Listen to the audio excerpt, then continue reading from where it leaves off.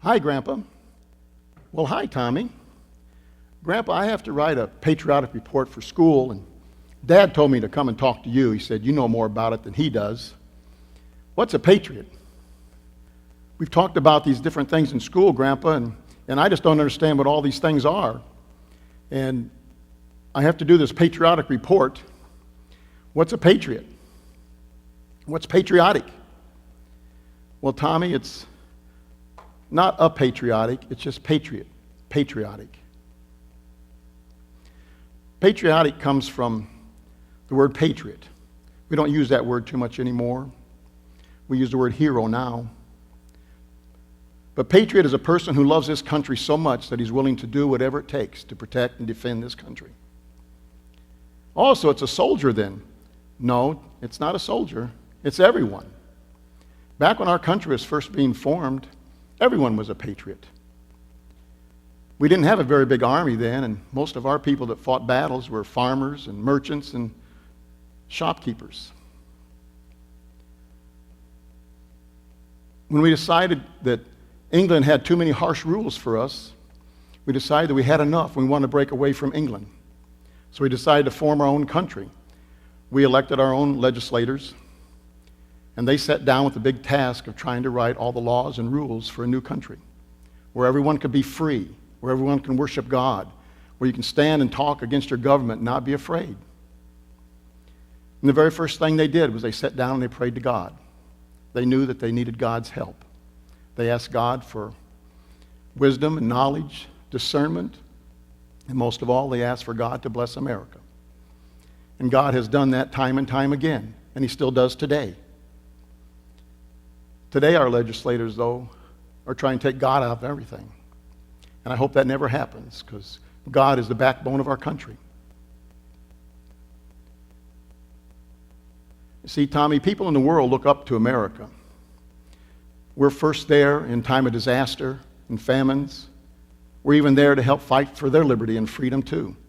We don't go looking for trouble, but we don't back down from it either. I want to tell you a story, Tommy, about one sheet of paper. When the King of England heard that America was going to break away from England and was no longer going to be ruled by him, he was very upset, and he sent an armada to America with over 3,000 troops to stop the rebellion. We were called the rebellion back then. The day the armada reached America, they sailed into the harbor, and there were still several merchant ships there. Some were ready to leave, and others were still unloading their goods. And they blocked the entrance, and no one could get in or get out. They started unloading their troops. The only thing that stood in their way was Fort McHenry. Fort McHenry had a very small garrison there to defend with, but they were up to the task. The British general sent one of his young officers to the fort. The commander of the fort came out, and the young officer asked for his surrender and gave him the British terms. You see, back then, when you surrendered, your flag came down. Tommy, our flag has never been lowered or taken down for any person or any country ever, and it never will be. The commanding officer thought for a few moments, and he turned to one of his officers and he ordered the flag taken down, and then he asked for a bigger one to be put up. He then turned to the young officer and asked for his surrender and gave him his terms. The young officer didn't know what to say. He didn't expect this to happen at all. So he went back and he told his general what was said. And the general was furious. Within a few hours, the battle started.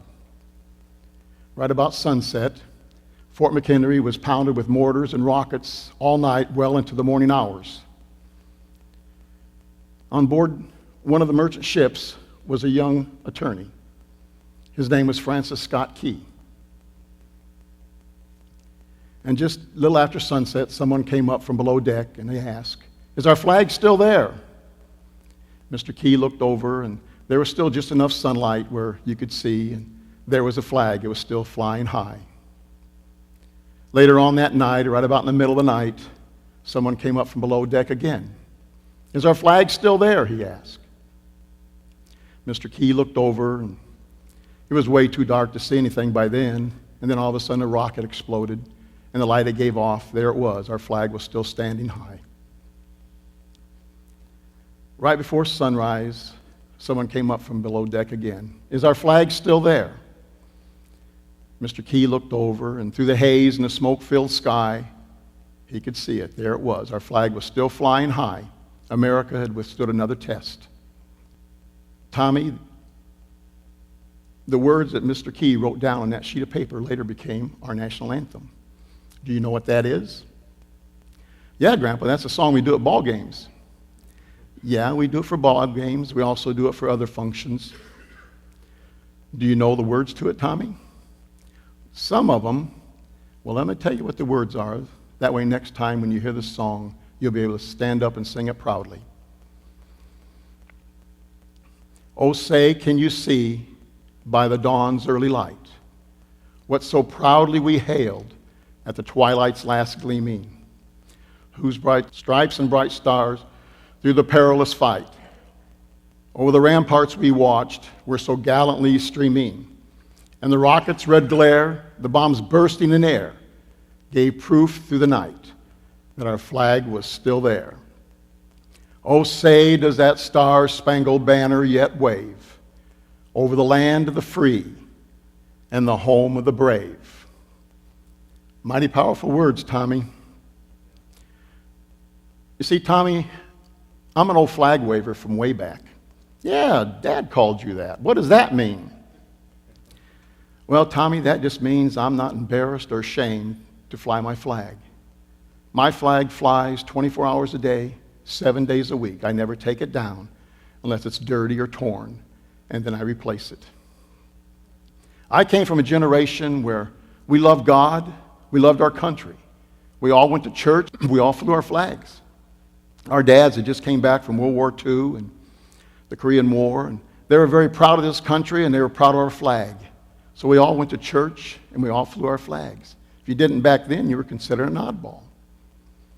By today's standards, if you fly a flag and you go to church, you're considered the oddball. It's sad that we let that slip away. But Tommy, I made a pledge a long time ago when I was a young boy, a little bit younger than you. I pledged to protect and defend this country and this flag no matter what the cost. That pledge was the Pledge of Allegiance. Do you still do that in school, Tommy? Well, sometimes we do, Grandpa. Do you know the words? No, but the teachers do, and we kind of just mumble along with them. Well, let me tell you what the words are, Tommy. That way next time you can stand up proudly and say it. Okay, Grandpa. I pledge allegiance to the flag of the United States of America and to the republic for which it stands, one nation, under God, indivisible, with liberty and justice for all. Boy, that sounds different when you do it, Grandpa. Well, Tommy, I guess that's because I love America. I don't agree with everything we're doing and some of the directions we're headed sometimes, but I still love this country more than anything. Tommy, I fly my flag not just for myself. I have many reasons I fly my flag. For it's America's flag. It belongs to America. It's to remind each one of us just what our liberties and freedom cost. And each time we see it, we should remember and be thankful that the men and women stood up for our rights. Here's a few of the reasons why I fly my flag, Tommy. I fly my flag in honor and respect for all Americans who wore the military uniform and fought for our liberty, all the way from Valley Forge to Iraq and Afghanistan today. I fly my flag in honor and respect for all those soldiers who paid the ultimate sacrifice and never came home. I fly my flag in honor and respect for all those soldiers who came home but not the way they left. I fly my flag for all those Americans who can no longer do it themselves. They're in hospitals and nursing homes and physically unable to do it.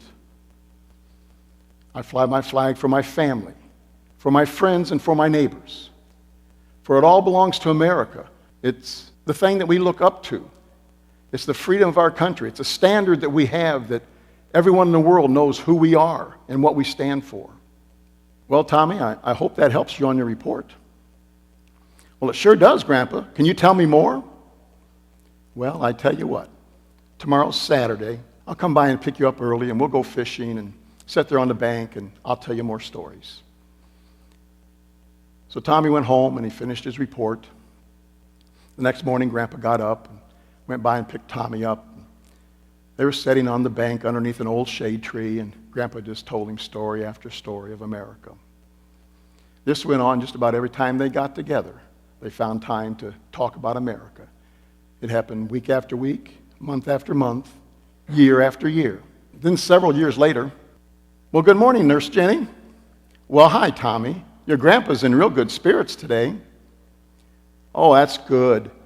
Those sure are pretty flowers you have. Yeah, they're Grandpa's favorite. Hi, Grandpa. I'm Tommy. Do you remember me? Grandpa looked at him and smiled. A little. Here's your favorite flowers, Grandpa. They're red, white, and blue. And look, here's a flag that you can wave around. Tommy took the flag out of the flower arrangement and handed it to Grandpa, and he smiled and marched around the room waving his flag. After a little while, he got tears in his eyes, and he handed the flag back to Tommy. And Nurse Jenny took the flowers and put them at the nightstand next to Grandpa's bed. And then she left. Grandpa, I just left Grandma, and she's doing fine, but she sure misses you an awful lot. We all do. I'm especially going to miss you next Saturday. That's the 4th of July parade. And I'm going to miss you not sitting next to me like you always have. Grandpa, I've turned into one of those flag wavers like you. While I was over at your house, I noticed that your flag was dirty and torn. I knew that you wouldn't want it that way. So I took it down and I put up a new one for you. And Grandpa, I got a special letter in the mail today. That's one of the reasons why I came by to see you. I wanted you to be the very first to know. I know that you'd be proud. Grandpa, I've just been appointed to the military academy at West Point. I start in the fall. I guess I'm going to be one of those guys that helps defend this great country of ours that you've been telling me about all these years. Well, Grandpa, I'm going to have to go. I got to go find Mom and Dad, tell them about the letter, and then start making arrangements for school. But I'm going to miss you next Saturday. But I'm going to do exactly the way you did. You ended the parade every year with the same thing, and I'm going to do it too. As soon as the parade ended, you would stand up, and your loudest voice, you would yell, "Happy birthday, America. God bless."